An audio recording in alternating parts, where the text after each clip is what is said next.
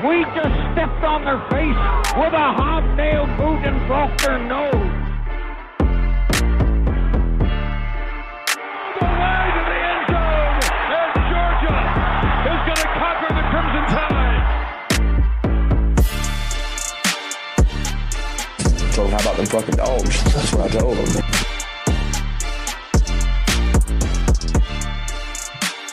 Hope it didn't take that long again. Go Dogs. Go Dogs, and welcome to the 100 Sanford podcast. It is your guy, Lamar Lovelace. I am here with the incredible George Foster. We got Graham Coffee getting ready to come on soon. Hopefully.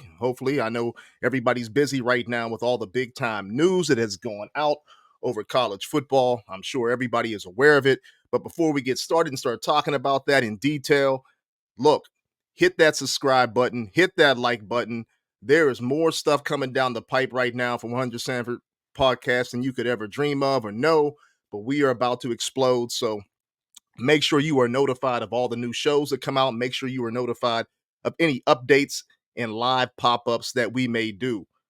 Big G, what's going on, man? We got some big news to talk about today. What's going on, partner? Hey, man. The landscape of college football has changed over the last 24 hours. Drastically. One of the giants, the giant in all of college football has decided to hang up the cleats, or to hang up his headset, so to speak, and take it home. He got nice homes, little toys here and there. He about to go chill out, man. Nick Saban has decided to retire, and there's a million and one opinions about the time and who's taking over next and what's next for college football and how this affects Georgia in the time being. Let's talk about it. Man, you ain't lying. I mean, in the last 24 hours, I wouldn't even say 24 hours because it's been less than that. Yeah. The internet has exploded. Mm-hmm. I've gotten more texts, more requests, more questions, more everything to talk about Nick Saban and how this impacts college football, how it impacts the SEC, how it impacts Georgia. First, you got to give credit where credit's due. You got to give credit to the guy, the man, not the myth. He is a legend. It is Nick Saban. I call him Big Nick, Big Stick Nick. That's what I call him, Big Stick Nick. 7 national championships, 6 at Alabama, obviously, 1 at LSU. The man has compiled an outrageous record, and his coaching tree, everything that has derived from Nick Saban has been successful for the most part. Coaches have gone on and made millions of dollars themselves, built great programs, one being the University of Georgia with Kirby Smart. Obviously, Dabo Swinney over there at Clemson has done great things as well. But Nick needs to be celebrated first before anything. Before anybody throws dirt on him in Alabama, the dude needs to be celebrated. One of the best coaches that have ever done it. And whether you like Nick or not, whether you like Alabama or not, you got to respect what this man has brought to college football and what he's brought primarily, quite honestly, even to the SEC, which has always been the dominant conference. We know that. It's been a dominant conference for a long, long time. Obviously, Florida's had its time. Georgia's had its time. Alabama's had its time. But when you look at the last 20 years, when you look at his reign in the SEC at Alabama, the notoriety, the presence, the visibility that he's brought to the conference has been outstanding. But you got to give him praise first, man, before anything else. What do you have any any interaction that you've ever had with Nick yourself, or any stories that you've ever heard? No interactions that I can remember. But what I can say is that the man is football God.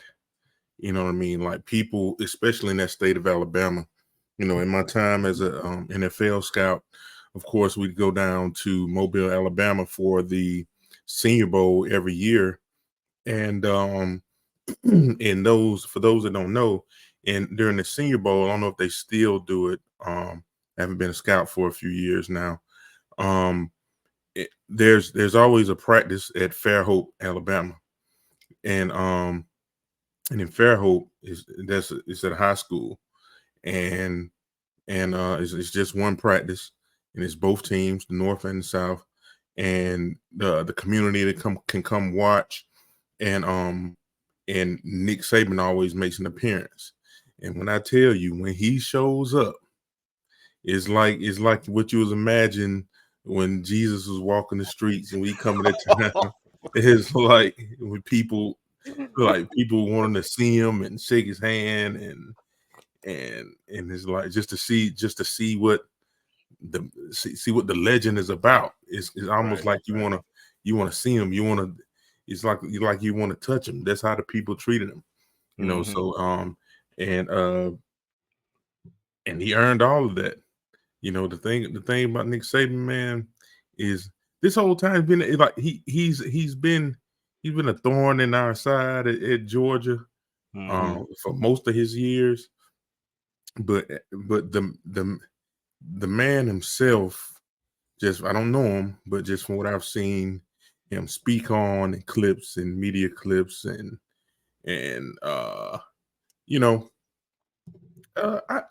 I never disliked the guy. He seemed like, straight shooter. Now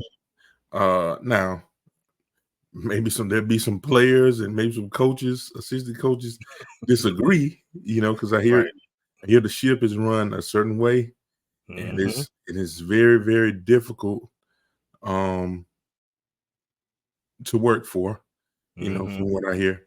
But from the outside looking in, man, nothing but respect from me to him and what he's accomplished over the years in football. You know what I mean? So salute to Nick Saban on a tremendous career. And we'll see what's next for Alabama. Yeah, man. I mean, like you, I've never heard anything overtly negative about him. He's intense. He's dedicated. He's structured. And then when you look at this day and age, that can rub people the wrong way. And one thing I've always respected about Nick is that no matter where he went, that was his style.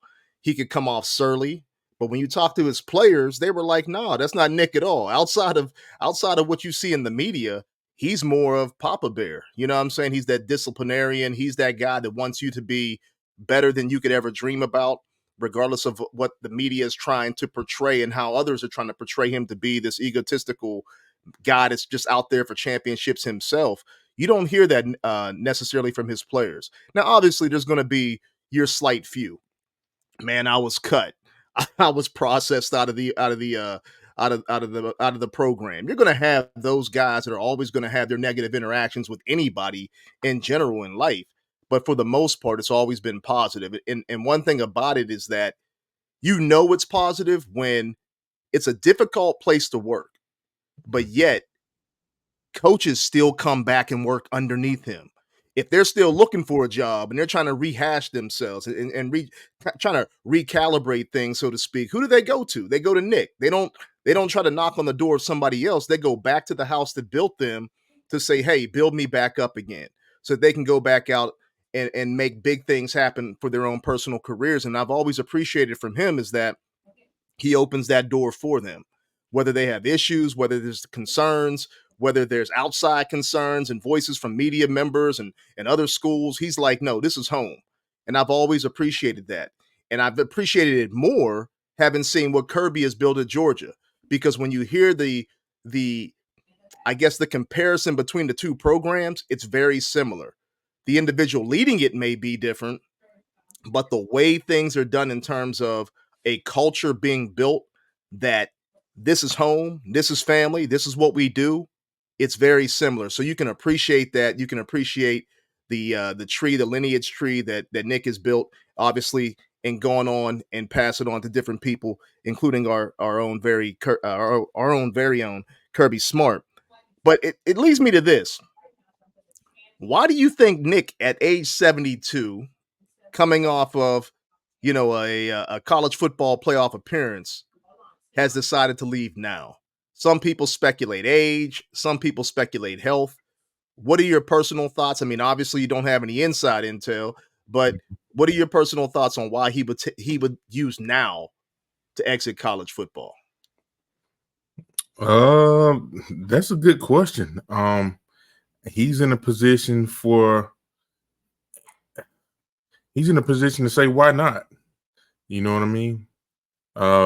It could be when you take his age, when you take his accomplishments, and when you take how college football itself has changed, it can be a number of things. And until we hear from him, I haven't seen the press conference or anything. He can craft it however he want to, and then we'll just be what we have to live with. His reasoning. I know a popular, assumption, and it's not far fetched, would have to be that, college football has changed lately, and of course you have to adapt, but it's drastically changed, and so for someone that's like deep into the heck, I'm used to old school. The football that I came up under is old school, and I'm in my 40s. So the football that he came up under is definitely old school, and it's not the same anymore.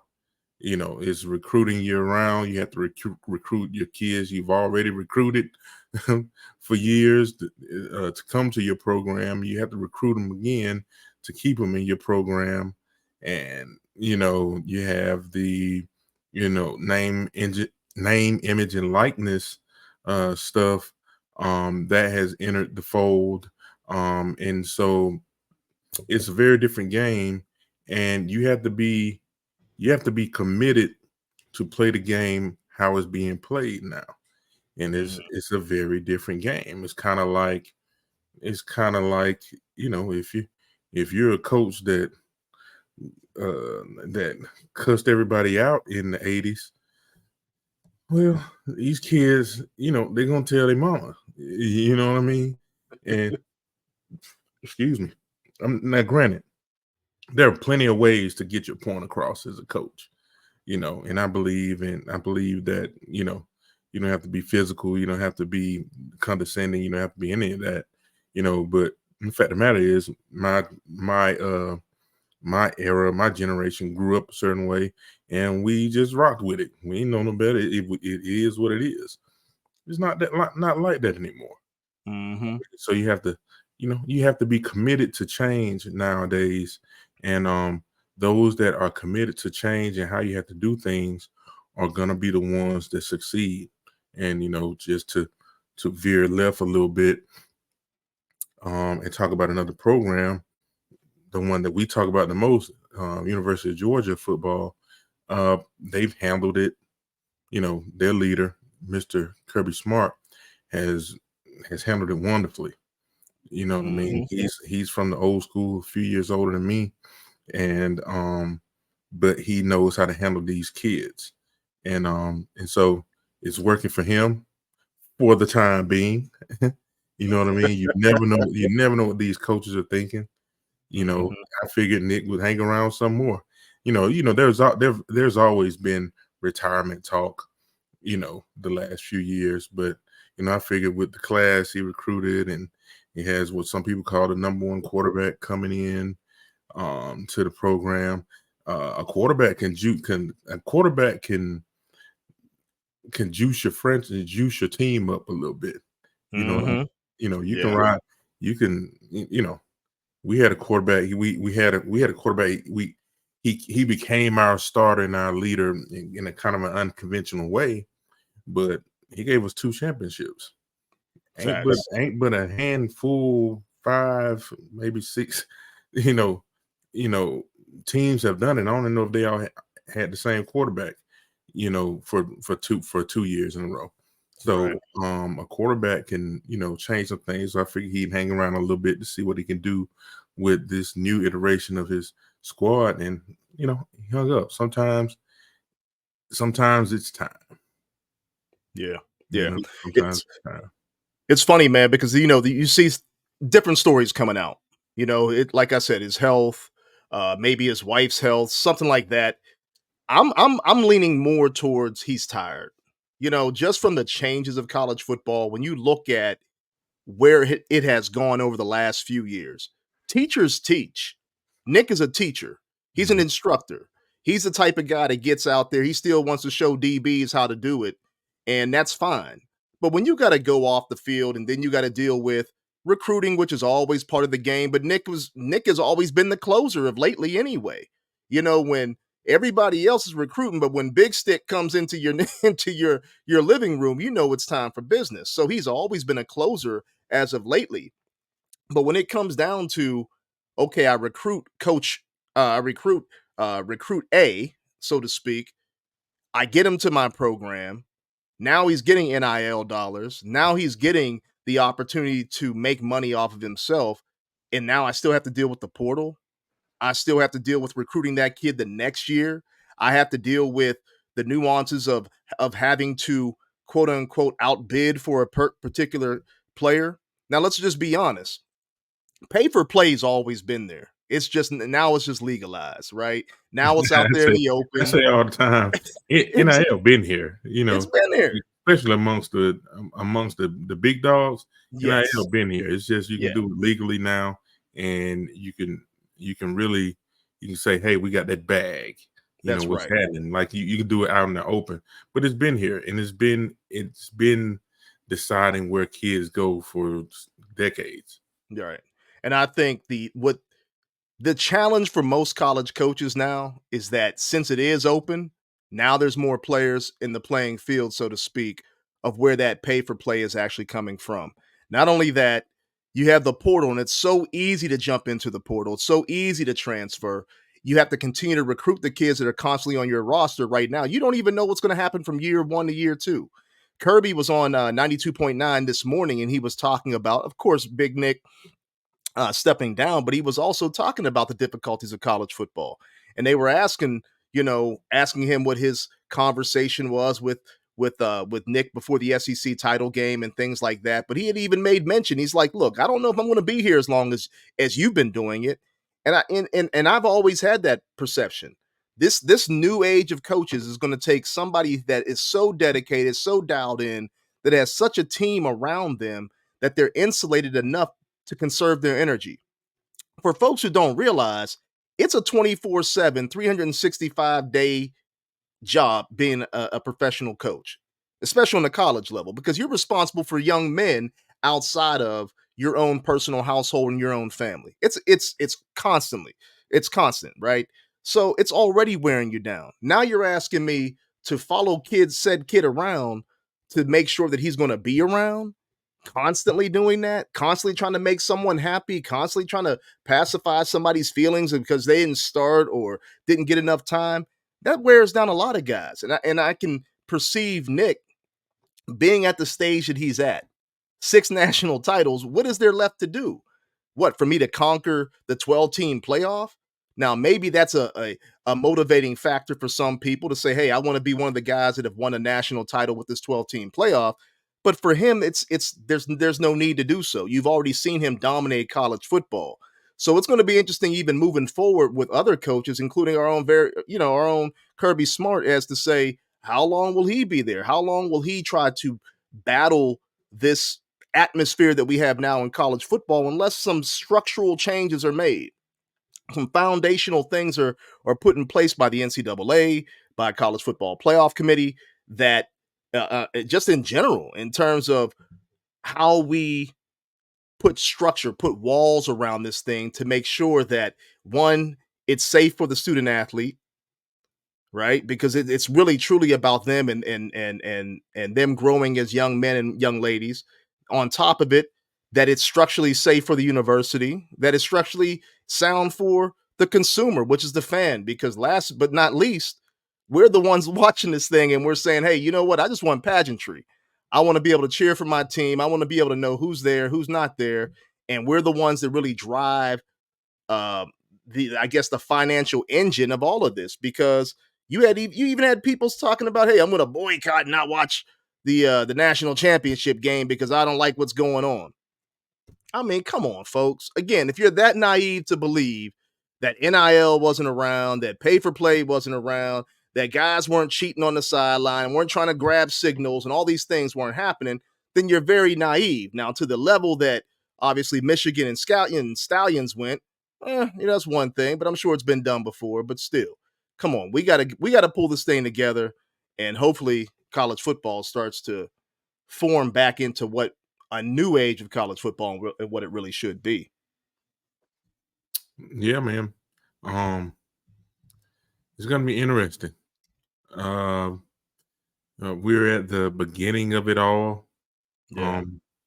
What the portal is, what, 4 years old, four some change. NIL's couple Blame years old. COVID. Blame COVID. Yeah, Right.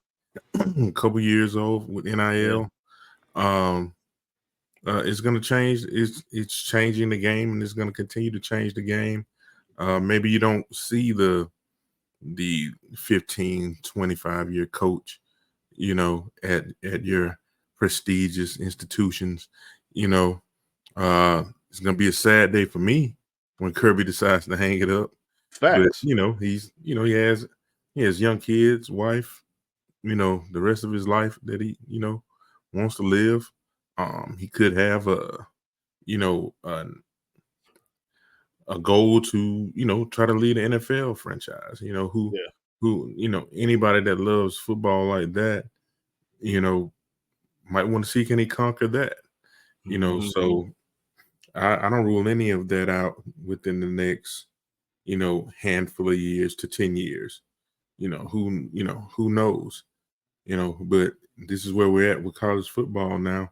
And we'll find out later if that has led to the stepping down of one of the game's greats. But we'll know. We'll see. I don't know. I feel like, I don't know, any statement from him wouldn't be like that, because it sound too much more like an excuse. And I don't fancy him as one for a lot of excuses. So he might just leave it at it was time, but that'll leave it up to us to decide if that, as we say nowadays, if that's cap, or not.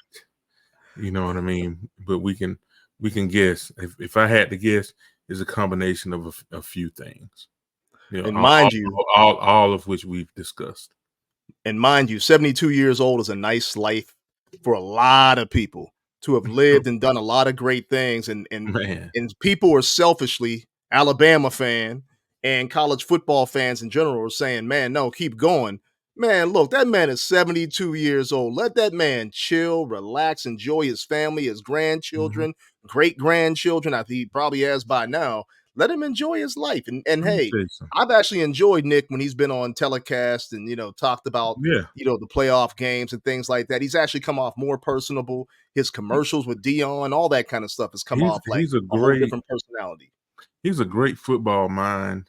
And I've enjoyed what he's had to say about certain things about the game of football.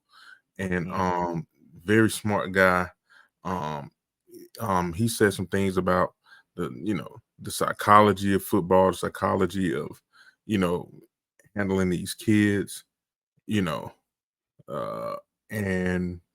he said some very poignant things over his time in front of a microphone.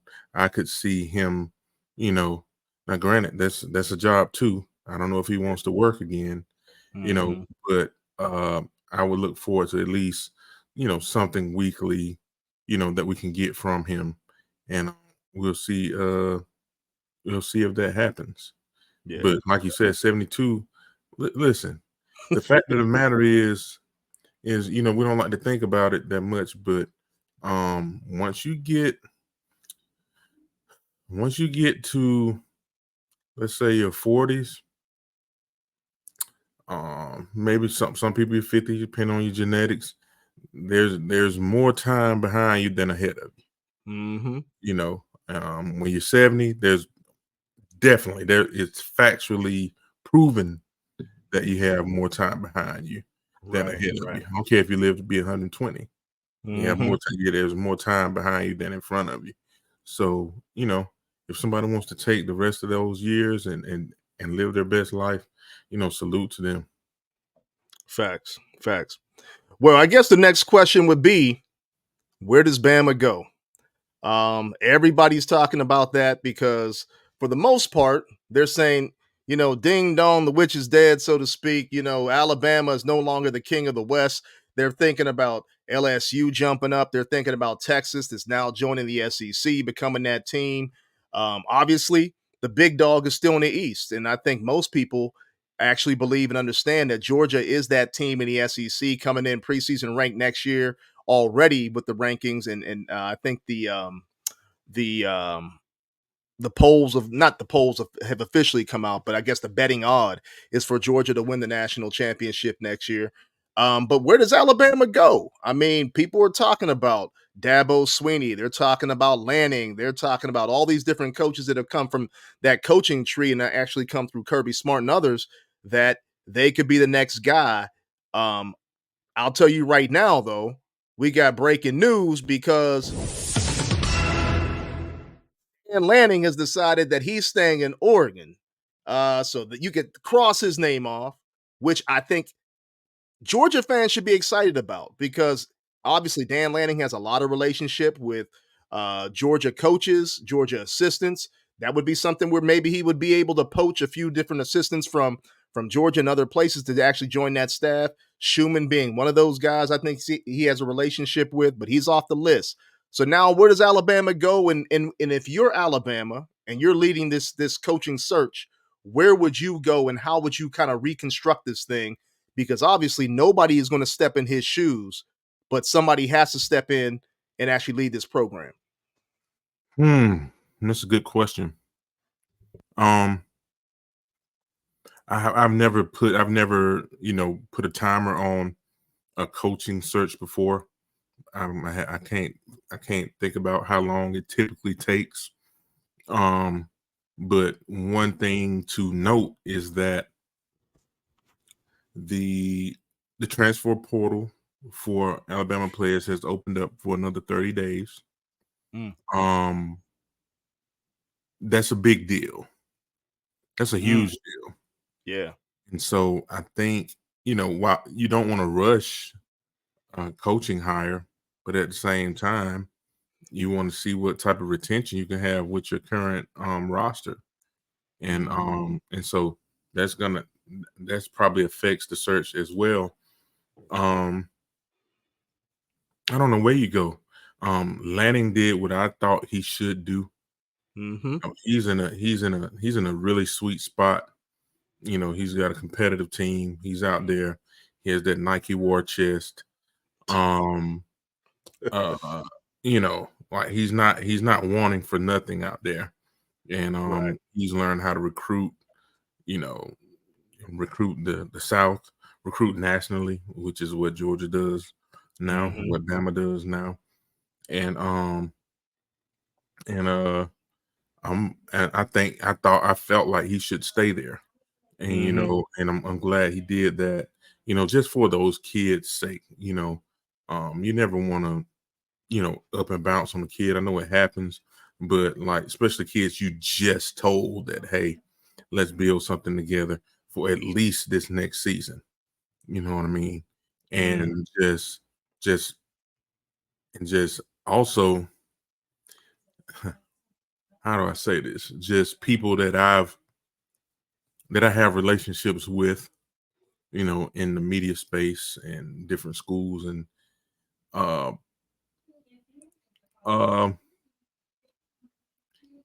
he might like the Athens job better than the Tuscaloosa job. Right. Who knows Right. when that comes open? It ain't no time soon. Right. We assume and we hope. But who's Fact. to say that, you know, Lanning doesn't get some type of extension that keeps him around and and and all of a sudden comes open, Athens comes open, and he can jump straight from there to Athens, so to speak. Mhm. Athens is a wonderful place, proximity to a whole bunch of things, a whole bunch of places that you know and love. So who even knows about that? So Lanning's he's off the board. So Mhm. what does that leave? That leaves, the I mean, usual. it's a host. I mean, Alabama's big enough, it can go anywhere it wants to go to try to They can, pull anybody it wants to they can go pull. where they want to. They can go to pro. Exactly. Now with the way it'll take a big check to poach from the pro ranks. Right. Big check. You know what I mean? Because with what all the coaches have to deal with now in college football. By the way, you get paid a whole lot of money to do it. Don't get it twisted. It's a lot to do, but $10 million or better to do it. Yeah, I think you can do it. I think Yeah. you can do it. So, and I don't want to hear no sob story and wah and crying all this stuff about what all you have to do for $10 million. People do more for 10.9 Or less. less, 9.995 less. So I want to hear about that. But that is a point that you have to make when trying to recruit Right. guys, Right. from a higher level. But yeah, like they have their pick, and I think anybody will want that, that backing from boosters. Anybody want that roster. Anybody would want that prestige that comes with it, and the check gonna clear, and so man, it's whoever, man. It'd be interesting to see if they go with some usual suspects or just go completely off the grid, and get something Well, we don't know. it's interesting that you say that because first, let me go back to Lanning. And this is just, again, for the average casual fan, college football is different. You don't, it's pay for play. It's legalized pay for play now. So, with that being said, big money people have now come out the woodwork and they're supporting said university, and their collectives have gotten bigger. They're able to supply kids with things that they need to supply them with. And now some programs have jumped up in that upper echelon of being able to compete. And you don't need to go to an Alabama, a Michigan, a perceived blue blood to actually make things happen. You could be a Dan Lanning and stay at Oregon and build your program with that coffer of money, like you just mentioned at Nike or other programs that are going to support and actually step up to the plate and say, hey, we want to play in this era as well. So you don't necessarily have to be a big dog going to a school that is a quote unquote big dog. It doesn't have to be anymore. 12-team And then playoff, what's that?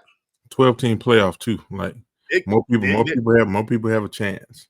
There you go. So I actually put it where there's 12 teams that you could possibly go to that you can make a great living at. Your family is happy and you don't have to deal with some of the pressures that are associated with other schools. Now, when it comes to an Alabama, what is interesting to me is that you have all the usual suspect names that are coming out. You got the Dan Lannings, you got the Dabo Sweeneys. Heck, you got Kirby Smart's name has been mentioned, and people say, hey, would Alabama go after Kirby Smart? Following Nick Saban is a difficult task. And let me remind people, yes, it's Alabama, and Alabama's got money, Alabama's got backing, but you know what? It's a big difference when you lose a guy that's been doing it for 25, 30, 40 years and knows what he's doing and built a program and established his culture, and now you step into his seat. It's not the same. Now it's you having to do this. Now it's you having to navigate the new era of college football. And you better know what you're doing getting into that seat, driving this particular high price machine. Like you mentioned, They have that 30-day window of the portal. Who's going to be on that roster? Obviously you're not going to lose so much talent where you're not able to compete, but at the same time, you're going to have to you're going to have to fill certain spots that you may lose, and you better get in there quick and be able to build relationships and make sure that kids understand that, hey, you know what, new sheriff in town, I'm going to pacify you right now because I have to pacify you before I start building my culture and what I want to do. Alabama's got to get a hold of this pretty quickly because it could actually spiral out of control at the same time. If you look at it, LSU is on the rise. We just talked about it. Texas is on the rise. Georgia, the number one recruiting class in the nation, and they are still doing what Kirby wants to do over there. And if there's any team that has really had their finger on the pulse, it's been Georgia for a long time. Kirby's been out operating with the auspices of this going on for the last 5-6 years. He's been scheduling Oklahomas and Texases and all these other schools, Florida State and Clemson to start off the season, things like that, to get his team ready for a 12-team playoff. So he's already been operating like this. Not every school has been doing that. So who are you going to bring in if you're Alabama to actually lead this type of program? I would think it either has to be a full-time veteran that knows what he's done, knows what he's doing, who has led a big-time program before and understands those pressures, or they go completely off the reservation and bring in a hot young guy, a hot name that's a big-time recruiter that kids can follow. It has to be one or the other, but it cannot be anybody in between just for the sake of them being a quote-unquote name out there that national media is actually infatuated with. That would be my perception. Let me tell you a name that I saw come up the other day or yesterday, and this is interesting, but it's also, we have to guess that it would probably be unlikely. But I did get on the 100 Sanford Twitter account yesterday and start a Spaces space, and we had some people come on and talk, and we all kind of agreed that Bama probably won't hire a black guy. But I tell you who I did see on the wire, and that's Mike Locksley, who he has SEC experience. He has experience at Bama, and he's a really good coach, and he's made Maryland competitive. He would be a good guy to consider being the head coach at Alabama. We'll see how they go, but he has the experience. He's not an old fuddy-duddy, you know what I mean? It'd be interesting to see if he even gets, an interview or whatnot. That's an interesting name, Foss, because again, now we don't know how much time Alabama's administrators were given to understand that, hey, Nick was going to walk away. Heck, they could have known for the last 5 months that Nick was going to walk away. That's also true. Right. Yeah, that's so also with that being the case, they may say, okay, this was our short list of guys. Dabo, Lanning, heck, Jimbo Fisher. I don't even know some of the other names that have been mentioned. That's our short list. But then they might have a list of people that they say, okay, hey, look, we need a stopgap guy. And if the guy hits a home run, great. But if he doesn't hit a home run, he doesn't cost us as much. We don't lose a lot of credibility with our fan base because he's been here before. A guy like Mike Locksley makes sense in a lot of different ways because much like, and I hate to make this comparison because it drives me crazy. When the Houston Texans in the National Football League were looking to make their transition from all the issues that they had going on in Houston, and they hired some guys that were basically scapegoats until they could really get things under control after losing Deshaun Watson and things like that. Now they made the hire, right? They got the hire of the guy that they wanted. They got the draft pick and the quarterback, C.J. Stroud. So now they're back to being stabilized. But people forget about, heck, I don't even remember the brothers' names that were there. They were in and out so quick, man. Right. But they got that big check, and I forgot the other guy's name, but he was the special teams coordinator. Yeah. And I ain't heard from him since. He took that check, Foss, and he ain't on the NFL roster at all. He's somewhere. He had been coaching forever. He had been coaching forever. They finally got a shot. Like, I Yeah. understand. I get it. Go chill out, drink a few Mai Tais, play with your kids, Exactly. your So when you grandkids, look and all at that stuff. when you look at like a Mike Locksley, that might make sense. Not that he's not a good coach, because he is. He's a very good coach. He's turned Maryland into a very competitive program, where Maryland hasn't always been that type of football program. He's been able to recruit, that DC area, that metro area very well. Heck, I'm located in Virginia. You always hear the Maryland name now. Kids going there, kids that are actually getting on that roster. But he's also a guy that's garnered respect all around college football, and being, again, underneath that coaching tree with Nick Saban, you would think he might be a guy that can go back in house, take over, stabilize everything for the short term. And if he continues to ball out like Alabama's balling out, keeps them in the playoffs and things like that, heck, for them it's a cheap hire, and it's a home run, right? It's going and getting a AAA batter, and all of a sudden you bring him up to the ranks, and this dude's hitting home runs you never thought he's going to lead you to a title. It could be that type of situation. But that's a great name that you pull up. I never expected that. I didn't know where you were going with the name that they were talking about on there. Yeah. Yeah, I saw that, in a graphic yesterday. Mm-hmm. Mm-hmm. Yeah. Well, I think the next question would be then, is that okay? So we don't know the hire as of right now, as of this recording. Obviously, like I said, Dan Lanning is no longer in the race. But how does this shape the SEC? How does this shape college football? And that's another thing that I looked at. I said, okay, with Alabama, quote unquote, no longer being, I guess, in the starting gates to start the season, because I think with Nick, you always got to put him in the starting gates as being one of those teams that it might finish up front. How does this shape the SEC now, with Texas coming in, Oklahoma coming in, infiltrating some of that Alabama recruiting base as well? Do you think Alabama takes a step back at all? Again, it's going to depend on who they bring in for coach. Nobody's Nick Saban, but at the same time, as much as he's won, he hasn't won all of them. You know what I mean? Right. So there are people that have beat him. I think Bama is still a major brand. And, I think you get the right coach in there that can relate to these kids. You know what I'm saying? They might not miss a beat, if they establish a culture there. There's a certain culture there with Alabama, and it's hard to explain, but it's there, and you know it, and you hear about it, and it's not one that every school can implore. It's only a few. It's kind of like people talk about the quote Patriot way and all that stuff. I believe there was a Patriot way at some point, and nobody under that tree could duplicate it.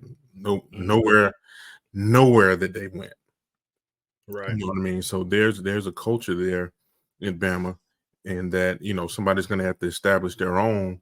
But yeah, as far as getting guys, look at the facilities, the money, they got it all. So if you have to nail the coach, if you can nail the coach, and I think you'll be I think they'll be fine. Adding Oklahoma and Texas makes things interesting. I think they are what they are. They have potential to be, really good. Texas playoff team this year. So the potential is there. Adding them into the fold for them to be good and to them to make some noise. Of course, Georgia is still king, to everybody, to most people. There's a lot of ding dong, the witch is dead sentiment going around the fan base, just because of the thorn they've been in our side, but you still have to play. We got to play Texas. We still got to go to Tuscaloosa. I don't care who's coaching. Still got to go there, and they still got a top 5-4 roster. Unless there's a mass exodus, You still got to go play them. So, yeah, Georgia's still the top dog, but we got to play these games, man. And Bama's still going to be a premier program thanks to Nick Saban. He built that up. It was not, in the same way that Georgia was a really, really, really good program. With the last regime, they took it up a notch. Alabama, that had some history with Bear Bryant. And then later on, Gene Stallings had some good teams. One brought a trophy to Tuscaloosa. They have history, but there was a stretch where it wasn't really good. There, it was it was actually pretty bad in Bama, and Nick Saban took it to like a different stratosphere. Yeah, he just went bonkers, So yeah, they have to do that, but they still have a solid foundation, and that's thanks to Nick. Man, you know what? I'm gonna go a different route. I think that they still have that foundation. I think that they have everything in place that they could be successful and will continue to be successful to a certain extent. I think in the short term, until things kind of shake out, I think they take somewhat of a hit. You do have Oklahoma coming in who didn't, I mean, they had a great recruiting class by recruiting class standards across the nation. LSU was recruiting at a high clip. Texas is recruiting at a high clip. I don't even like to really mention Texas A&M. Everybody talks about them. Look, I'm just going to say this right now. That's one of the most overrated programs that there is in that particular region. And the reason is, I'm not saying that they don't have the abilities and the capabilities and the facilities to do great things. It's just that a lot of those kids that are at Texas, Oklahoma, LSU, and Bama, they're not going to Texas A&M, right? So it's almost like they've always been that kind of like that stepchild, so to speak, but they still pull their share. That's a lot of separation of talent just in the West itself, right? So if you don't nail that hire, you're going to lose a lot of talent. It's going to be spaced out because now the Texas kid that was going to Alabama, that was going to LSU, that was going to Georgia, that was going to some of these SEC schools, Ole Miss, they can stay at home now. They can say, hey, I can go up north to Oklahoma and I can still play in the greatest conference in college football, the SEC. So now some of that talent gets a little bit spaced out. And then on top of it, again, we talking about NIL. That money gets pulled in different spots. I don't have to stay in the SEC.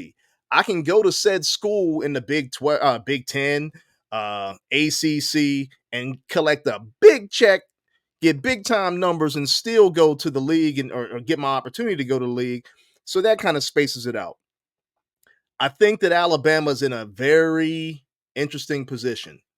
And again, I think they need to take their time. I don't think they necessarily need to worry so much about this portal window of 30 days of making a quick hire. I think they need to take their time and make the correct hire because the correct guy that comes in can stabilize the culture, can garner the respect of all those kids that are still in place and be able to let them know that, look, it's going to take a year for us to kind of get our feet, our feet underneath us and keep this thing rolling, but rock with me. I got you. And they got to make that hire. It cannot be somebody that comes in that says, hey, Nick did it this way. This is my way. They're going to rub kids the wrong way. They're going to rub people the wrong way around the program. Get it right. But until then, I think it's going to be unstable for at least for a year. At least for a year. We'll see how it shakes out after next year in terms of where Alabama's at. Heck, they may go 12-0 in the West. I don't know. They may go they might go 9-3 for all I'm concerned. But as you mentioned, Georgia, in my opinion, is still the top dog in the SEC, if not the entire nation. What they have built, they are the new foundation of college football and how things should be done in terms of culture, in terms of coaching, in terms of the way they interact with their players, how they've managed the portal, how they've managed NIL. All of those things, I think Georgia is the reigning king, so to speak, in college football. So we'll see. We'll see where Bama goes, and we'll see where the SEC goes with this because Nick meant a lot to the SEC, whether you liked him or not, whether you were a fan of them being a thorn in Georgia's side or not. It still added a lot to the table, and which, man, I wish he would have done this before the SEC title game, man. I, I wish he just would have walked off into the sunset, let us get our three-peat, and said, "Hey, son," said to Kirby, like, "Hey, just go do your thing, man." Because I think we definitely would have walked off this season as national champion. Looking at what happened in the playoffs, looking at how, and I was wrong. I'll say I was wrong. I thought Washington was going to go out there and boat race, just destroy Michigan. And Michigan came out there, man, with a lot of thunder, a lot of weight up front, and that offensive line, that defensive line showed out in a mighty way against Washington. So it goes to show you, where they were in terms of a flash in the pan type team in Washington that was out there in the Pac-12. What are your thoughts on that national championship game, man? Because I know we talked about it briefly. What'd you think? Yeah, man. Michigan went out there and played ball, man. For the most part, they out physical Washington. Mm-hmm. It's different, man. Big boy football is different. And Michigan is known to play big boy football. At least they try to. Now, granted, they played Georgia a few years ago, and you saw that there's just a difference. When you're talking about the cream of the crop in the SEC and Big Ten, but at the same time, Michigan is built a certain way, and they have a head coach that has won on every level. It's fun. It's fun to pick. It's fun to pick at Harbaugh and talk about him. He's a little weird and quirky. His cold pants. It's fun, but the guy has won. Whether it's Stanford, the 49ers, here at Michigan, he's won. He's a really good coach, that rubs some folks the wrong way. And, they did it. They had their team prepared. They're very physical. They, Washington, for the most part, especially at the beginning, they couldn't stop the run. You know what I mean? They couldn't, they tried to play it light.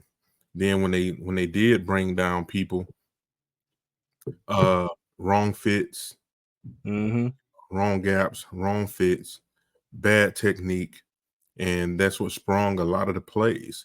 You know what I mean? For the longest, that game was very boring. Nobody could get anything really going. I was like, that's really what got people talking. Like, yeah, Georgia should have been there. You know what I mean? Right. Even the non-Georgia fans, everybody, was talking about that. But Michigan, they handled business. You know what I mean? Washington came in with the high flying offense. Listen, you better come in there with your big guns. It's hard. It's hard to toss that football around getting hit in the mouth. It's just hard. You can do it for a while, but the goal is to do it for every game, 15 games. Yeah, you can go far, but at the end of the day, we saw again what wins. We saw again what wins football. You know what I mean?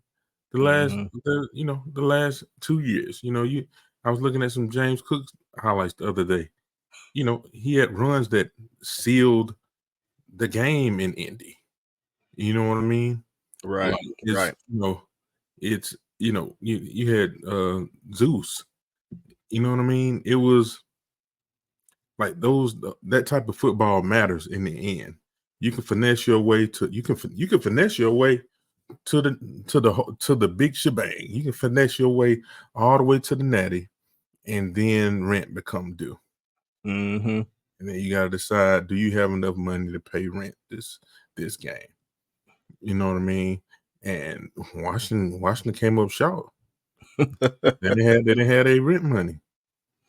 Well, it's funny, man, because again, I actually thought I'm not a big fan of the Big Ten. I'm not a big fan of the style of ball, even though I grew up in that area. I think Ohio State should be much, much better year to year than what they are with the talent that they get, because they actually recruit very, very well on the outsides. But they also recruit well on the inside in those trenches, right? So why they are not as successful as they can be is beyond me. That's why I didn't really put too much respect on Michigan's name to start off with, because they don't recruit the skill positions as well as like an Ohio State does. Heck, they don't even recruit them as well as Penn State does, in my opinion. But when it came down to this game, they bullied Washington. We saw Washington play Texas. It was a game of skill positions, right? It was a game of the quarterback play, the play callers, the guys making big plays downfield. But like you mentioned, when it comes down to it, who's going to roll up their sleeves, put on their gloves, and go to work? And it was really Michigan in those trenches. They beat up Penix from the start of the game to the very end. I mean, heck, he walked off holding his ribs, so you already know what type of game that he had. And it kind of reminded me of, not that they're going to come back and do anything next year, because I think, again, if Georgia was in this national championship game, they would have handled business in a mighty way against Michigan. They would have been able to not just be as physical with them, but also skill-wise with the quarterback play, been much better than Michigan. But when it comes down to what they were able to do, they were able to bully Washington up front and then utilize just some big splash plays, because that's what it came down to. A lot of splash runs from Corum, from Edwards, and it reminded me of that Georgia 21 team where Stetson was the guy, right?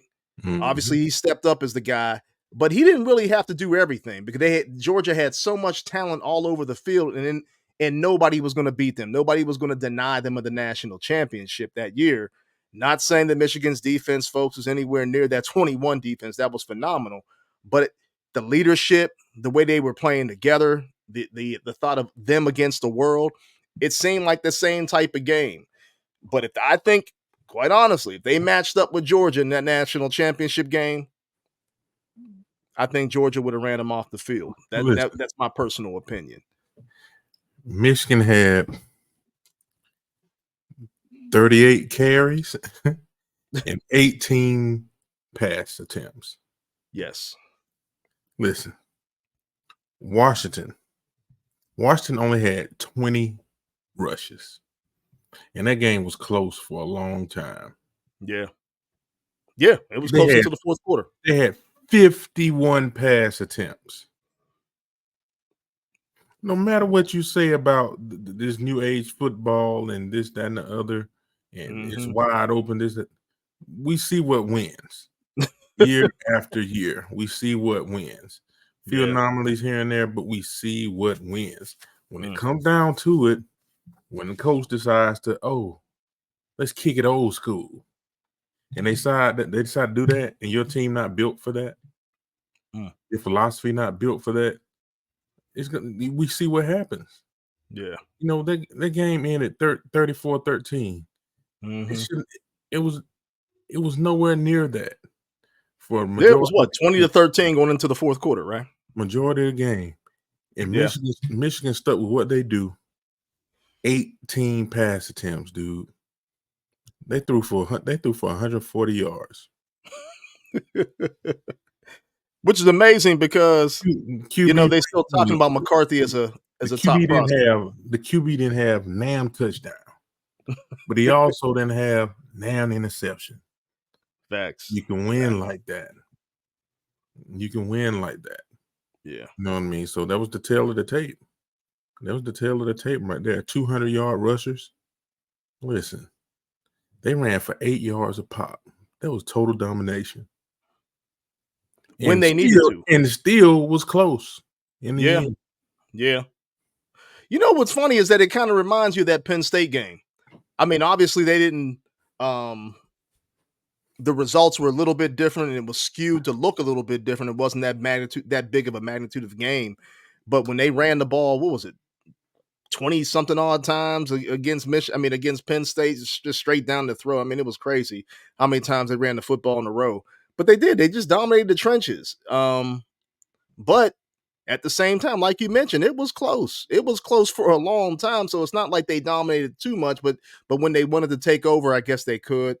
But kudos to them. I mean, I'm not going to crown them national champions. I'm gonna put an asterisk next to their name. Yeah. Stallions was out there Yeah. in California. I don't know It what is he what was it doing is. out there, but he's out there. You have to acknowledge it. You know what I mean? You have to acknowledge that, that there was a cheating scandal and something might come out you know, in the end. Mhm. You have to acknowledge that. Yes, they won. The asterisk, they ain't got nothing to do with us. Like, you did what you did, Yeah. but you also did what you did, which is win every game. So two things can be true. True. Mhm. Well, man, before we go, we got some other things. We got some guys that have actually come out of the portal. Well, they're not out of the portal. They've moved on. I think it's AJ Harris who's going to Penn State. Okay, Congratulations to him. good. There was somebody else, man, somebody else in the portal. Man, We had somebody jump out the portal. who jumped out? You remember Humphrey? Oh yeah, he's that boy playing hopscotch. He He funny. don't know where he want to come. Whether he want to stay, go. He is funny. Smart decision for him, by the way. I want to Smart give him a decision. shout out. Yeah, I mean, like, hey, listen, man. You got to look at your future, man. You're gonna win at Georgia, and you're gonna get the best tutelage, as a defensive back that you can get. facts. At this point, I'm pretty sure there are plenty of coaches around the country, but as a brand, you take your butt to play for Nick Saban or Kirby Smart if you playing in that secondary, and you're gonna be fine. Yeah, You're gonna be more than fine. yeah. And the thing is, again, I think I know why it irritates fans so much because you're sitting there saying, okay, what do we have going into next year? Who's on that roster? Who's going to be the guy? You got, Ellis Robinson the fourth who's coming in. He's a freshman, folks. I know he's going to be dynamic. Don't get me wrong. That boy's going to be day one. He could start. But the way that Georgia plays their defense, a lot of guys see the field, and you don't have to be the guy to go on to the next level and be the guy. Scouts know. They know from the reps that you get, they know from the time that you're on the field if you're that guy. Look at Mims. Mims has 10 starts underneath his belt, if that, and now he's still being projected as a first round pick, as a right tackle, left tackle, whatever it may be on the next level. That's saying something. That's called development, and that's called being prepared at the right Listen, place at the right time. I Do the didn't right have that thing. many. I didn't have that many starts. There you go. I didn't have that many starts. Wasn't all SEC. I wasn't all American. I wasn't honorable mention. I wasn't none of that. And I was blessed with some genetics, and I played hard, and was blessed to be drafted in the first round. You can obtain all your goals. Just put your head down and work. Do the work. The work is and you do the work and keep your nose clean. Keep your reputation clean. As a kid, you know what I mean? You'll be fine. You'll be all right. And Kirby mentioned that slightly too on 92.9 earlier today. He said, kids are taking the short way out, quick money. He understands it, but it's not always the best way to go. And some of these guys that actually jump in the portal to leave just for the quick money, don't make that mistake. I can understand you going back home. I mean, the kid's from Texas. He could have gone back to Texas like A.D. Mitchell, who obviously was going back for family reasons. He's got his daughter. He wanted to be close. Hey, kudos to that young man. I understand AD, man. I hated to see him go, but 100%. he left for a reason. He stood on his reason. Facts. There was nothing else said about it. Just like that.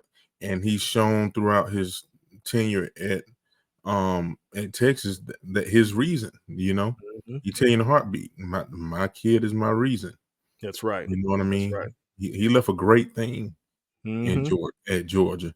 But kudos for him wanting to be a good dad. Facts. Like wanted to be like that's a big deal. He wanted to be a good dad for his kid, and it it it takes presence, to be to fulfill that potential. It's Yeah. not it's not it's not in the cards for some people.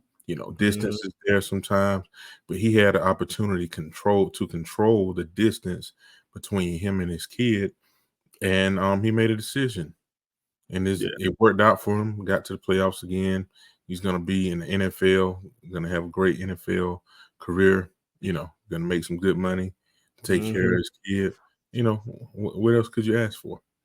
And that's one of those situations where NIL works the way it's supposed to, where the portal works the way it's supposed to, where a guy or a young athlete, student athlete, is able to relocate back to where they need to relocate back to for reasons that fit them. But I think what Kirby was talking about, obviously, today was that, some of these things aren't about reasons. They're just about a financial reason. And if that's your reason, hey, stand on that as well. Don't get in that portal. Don't go places talking about, well, it's because of X, Y, and Z. Come on, man. Just say what the reasoning is. It's about the money. It's about the people. It's about, hey, I didn't think I was going to get that time. Just stand on that and then rock with it. I think most fans that are in college football now can identify with truth via Cat Williams, talking about, but but um, but not don't want to deal with like the lies and all the innuendos and all the other things that kind of go around it, where people can actually stir up stories and things that aren't true. But I'm glad to see Humphrey back. I think he's going to be dynamic for us this year. He was starting to play that corner spot very, very well.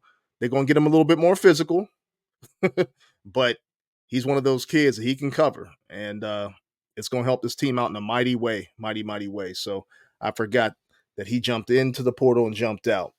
But with that being said, I think I know what the last thing was, Foss. That basketball team, man. You on mute, brother. You on mute. 10 wins in a row. I said they hooping. Yes. It's hard to win 10 in a row. Yes. Mike White. I don't care who you playing. I don't care if you playing, children of the poor. Yeah. 10 straight games. It's hard to win 10 in a row, especially when you're trying to rebuild your program up the way that he's trying to rebuild it. But big win for them. 10 wins in a row. Like that's in college, that's a third of a season.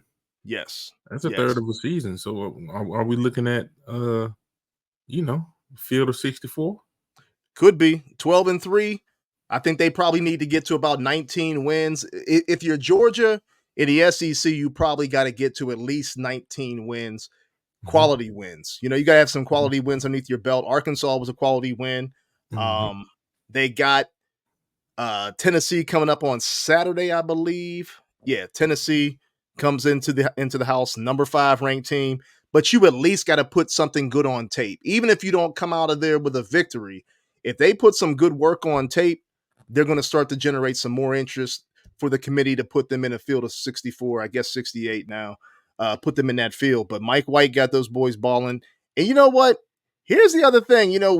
If we kind of transition back to Nick and then kind of end the show, what Nick Saban meant for Alabama was way more than football. People forget how bad that basketball program was. People forget that nobody wanted to go to Tuscaloosa to go to school. Who really wants to go to Tuscaloosa? Heck, I'd rather go to Auburn. They got a nicer campus. But when they started winning, people want to be around winners. They had to open up schooling, online schooling, to handle all the applications that people wanted to go to the school and everything else. So they got an online school and it started generating more dollars. The same thing is what Georgia is doing right now with Kirby Smart, that football program. It's generating more interest in people wanting to go to Athens, other programs, more money being infused in other programs. And guess what? The more money comes in this pay-for-play era, other types of programs can redevelop themselves and build themselves up. And hopefully Mike White and the basketball program could take advantage of that as well. So kudos to Mike White and those boys. Like I said, 12-3. Doing some good things in the SEC. Good luck this Saturday against Tennessee. Boss, anything else before we close out? And I think next week we're going to recap the 2024 season. But anything else before we close out today? Nothing else, man. Peace. Go Dogs. Go Dogs. Hit Go me with Dogs. balloons. I see you got your tricks over there. That wasn't me. That was you, bro. What? I thought you were saying it was your birthday and I missed it. Thank you for listening to the 100 Sanford Well, how did that Podcast. happen? Tune in weekly to hear fresh content from the 100 Sanford All right, Podcast boss, every we outta here. Thursday, but also with some pop-up shows every now and then as news breaks. You can also follow the content on our website, www.100sanfordpodcast.com, and email us at dogs@100sanfordpodcast.com. Lastly, reach out to us on social media streams. For Twitter, it's @100Sanford, but on IG, TikTok, Facebook, and other accounts, it's 100 Sanford Podcast. All right, folks, that's it. And as usual, see you at 100 Sanford.